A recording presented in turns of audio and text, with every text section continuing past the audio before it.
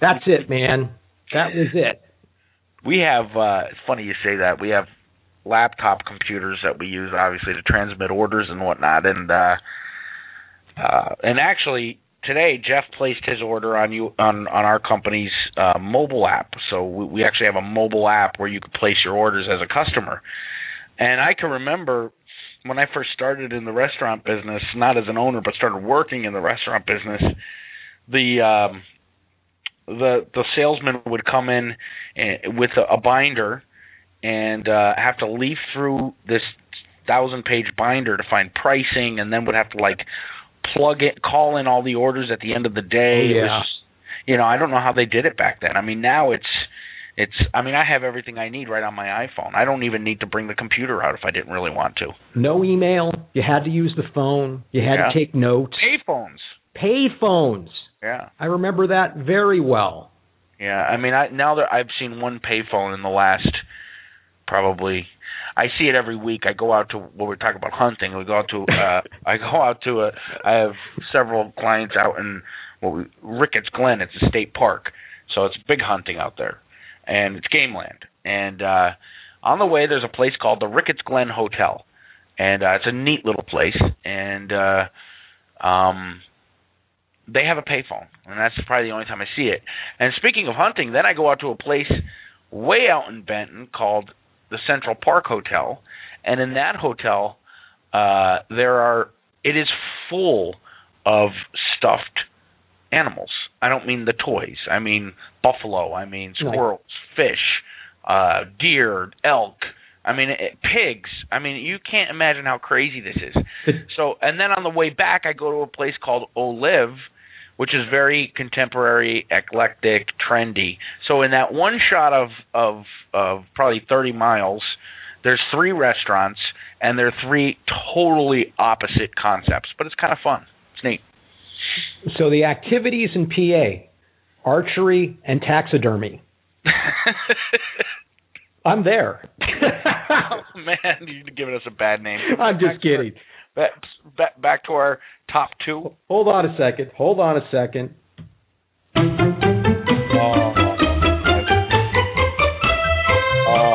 Hi. Hey, you can do better.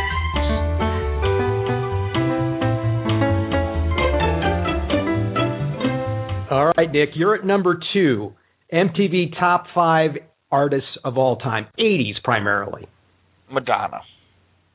Number 2, Madonna. Would be Madonna. I was thinking about Madonna the other day when we were going on over this Miley Ray Cyrus controversy. Mm. Do you remember Madonna at the VMAs and how controversial it was when she came out in the wedding dress and was rolling all over? Like a virgin, boobs are spilling out of her wedding dress. And that was mild compared to what we see today. Oh, my God. Lydia Cornell's still having nightmares. Probably tonight she'll have a nightmare, she said, over Miley Cyrus. Speaking of racy things considered back then, how about that one video with Cher where she's wearing a full pantyhose outfit? Right. It's just got those leather straps over her nipples and her crotch area. Didn't they have a time restriction on that? Didn't they have to play it after 8 o'clock only? Yes, if I could turn back time. If I could turn back time. And she's there like with the military, the naval. Yeah, she's on the battleship, right. Yeah, she's on a battleship. I mean, Cher. Yep. Yeah, and that, funny. my friend, was controversial. Seriously, think about that. That was controversial then, yeah. And then Madonna, do you remember, what was the name of the song? Like a Prayer. Like a Prayer was I actually was not allowed to watch that video. Because blasphemous, right? It was considered blasphemy. And if you look back at it now, I mean, I think Jesus is portrayed as a black man, which is kind of awesome. Yeah, very. Jesus was not Caucasian. Unless he was this sole white man out there in the Middle East, he wasn't Caucasian. No, he wasn't. He wasn't. He didn't look like Ken from Barbie and Ken. No, and but I mean, I thought that and she ends up kissing him, I think. Right. Oh my God. Yes, it was. Oh, the humanity. Yeah, I mean, I think she went a little too far with that one, but Madonna was good at going too far. Well, I think that Pepsi was sponsoring her too, and they That's right, because it was so controversial. I think it was banned from MTV for a while, and then the fans made it come back. How silly. Well, we think alike, my friend. We think alike because at number 2, and I think we're going to have the same one for number 1 as well, but we'll get to that in a moment. Number 2 for me is Madonna, and you can't go wrong with the success. She's still around. She's still relevant. Relevant? She's more than relevant. Yeah, that's an understatement. You're right, Nick. You're right. I mean, I think that she doesn't ever have to make another album ever again, and she'll. No, she doesn't. I don't think her last tour or album were a success, but who cares? Well, it's kind of like, the Stones put out a new album now with new songs. It's not going to be that good, but you're still going to go see them live no matter what. I saw Madonna live, and it was terrible. I never thought she had a strong voice. Oh, her singing was good, and her performance was good, obviously, but it was none of her classic songs. So she was playing all the new stuff, like off her new albums? So she wasn't like Holiday or... No, nothing from the 80s. It was like... It was from her Leather era, so it was like all that kind of stuff. Like Ray of Light? To be honest, this is bad, Nick. This is how out of touch I get. I can recall like all of her songs from the 80s. You start getting into the 90s... Yeah, my mind starts drawing a blank, or even the early 2000s. I can see the videos. Yeah, I can too. I was watching James Bond, the last one with Pierce Brosnan the other night, Die Another Day. Right. And she sang the theme song to that, and I completely forgot that she did that song. Yeah.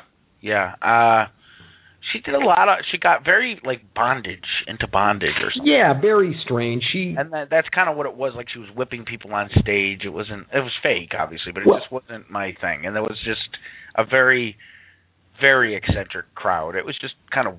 I didn't care for it very much. And now some of this starts coming back to me, Nick. I think she had a movie in the 90s called Black and White. Like a concert movie or a behind-the-scenes movie. And it was in black and white. Yeah, and it was very controversial because there were some scenes in it that, I don't want to say were X-rated. That may be overstating it a bit. But R-rated. Right, R-rated for sure. And then she also had that book Sex.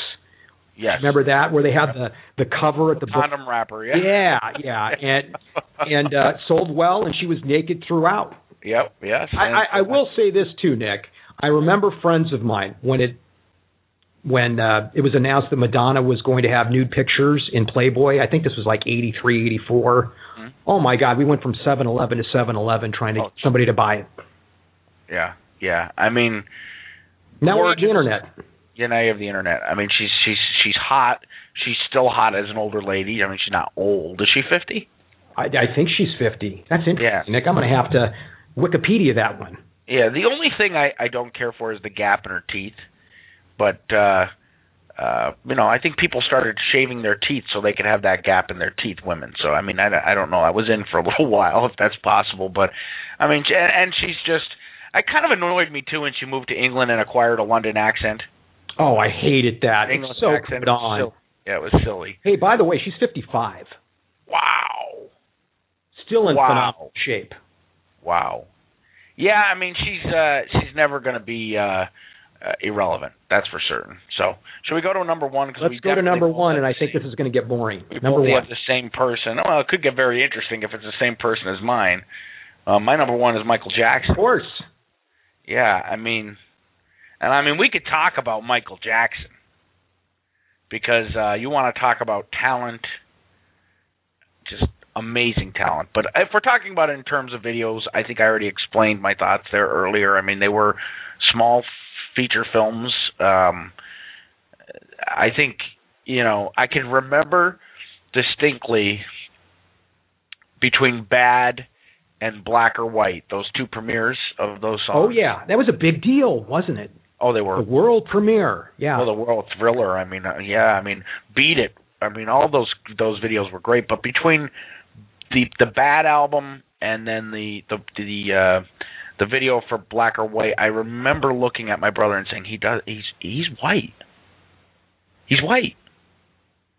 He went from black to white. And it's true. He literally went from black to white. And he was so obsessed. Black or White. Yeah, you could really see the evolution in his appearance on MTV. All you had to do was watch that entire decade.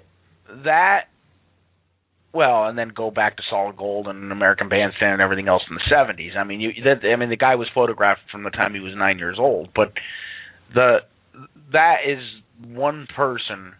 I mean, we saw Anna Nicole Smith, but nothing as drastic as a self-destruction as with Michael Jackson. And yet the music still held up. It was still there. It's still there. And I mean, I still, if I'm working and having a drink while I'm working, I'll put on This Is It, that DVD, and play it. And there's some really good rock music in there too, Nick. I know it sounds kind of strange, but think about like Dirty Diana.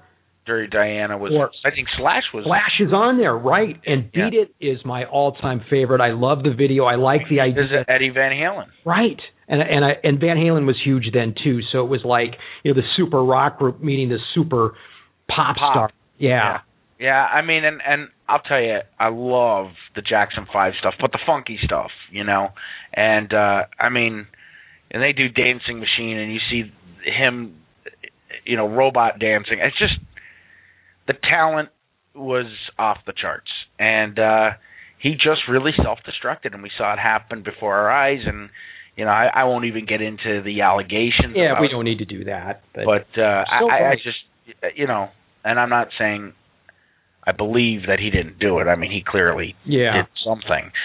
And he made his announcement, didn't he? Didn't he make an announcement in the early 90s when the allegations first came out? I think he did it on MTV. He did it on national TV. It was on everything. Yeah. And it was bizarro. I still remember him saying, I had a very, how did he go? It was very, I don't want to make fun of the guy's head. But he says, they touched my inner torso, lower thigh. So uncomfortable. Buttocks.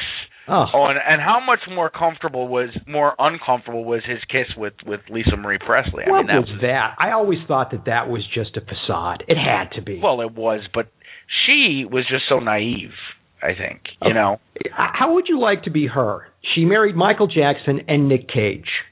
I mean, come on. And then Nick Cage, who's got the Elvis, I guess, infatuation. Yeah. I mean, everything seems to go back to her father with her. Yeah. And boy, does she look like him. She does.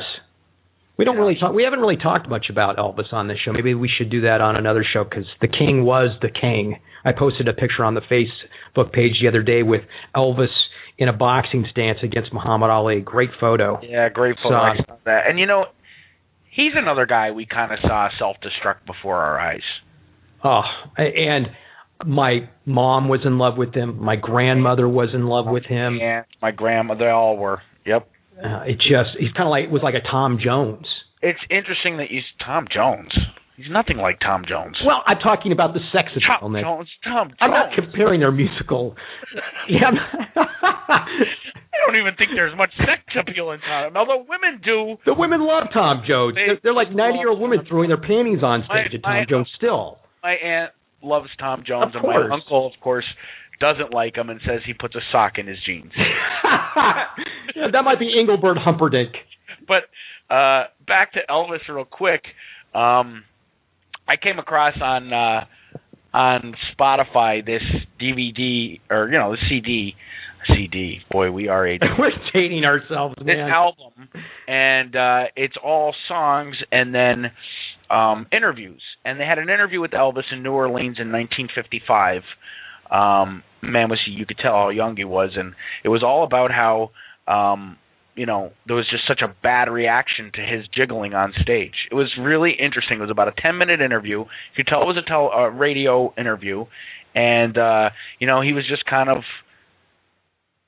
apologetic about it. And you want to talk about what's scandalous now to the 80s to the 50s. I mean, Elvis was basically shaking his hips.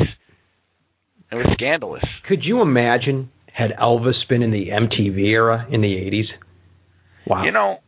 I don't think Elvis would have embraced it because Elvis, from what I understand of him, I think had a very jealous and